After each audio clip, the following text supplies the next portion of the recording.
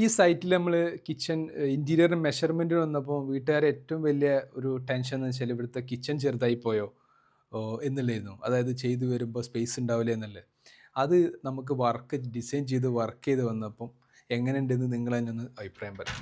ഇതിൻ്റെ ഡോർ തന്നെ വളരെ ഭംഗിയായിട്ട് ഗ്ലാസ്സിൽ മിക്സ് ചെയ്ത് വുഡൻ മിക്സ് ചെയ്ത് കൊടുത്തിട്ടുണ്ട്. ഇതാണ് ഞാൻ പറഞ്ഞ കിച്ചൺ.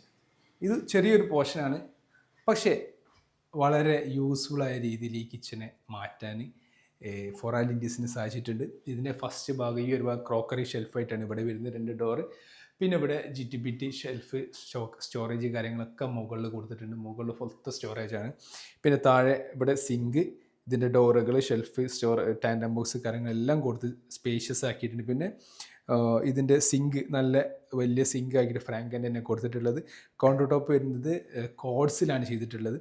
പിന്നെ ഇതിൻ്റെ ഈ ഭാഗങ്ങളൊക്കെ സ്റ്റോറേജാണ്. ഈ ചിമ്മിനിൻ്റെ ഭാഗത്തിന് എക്സോസ്റ്റ് അതിലാണ് പോകുന്നത്. അതാണ് പാക്ക് ചെയ്ത് ഫുൾ ഹൈറ്റിലായിട്ട് തന്നെ ചെയ്തിട്ടുള്ളത്.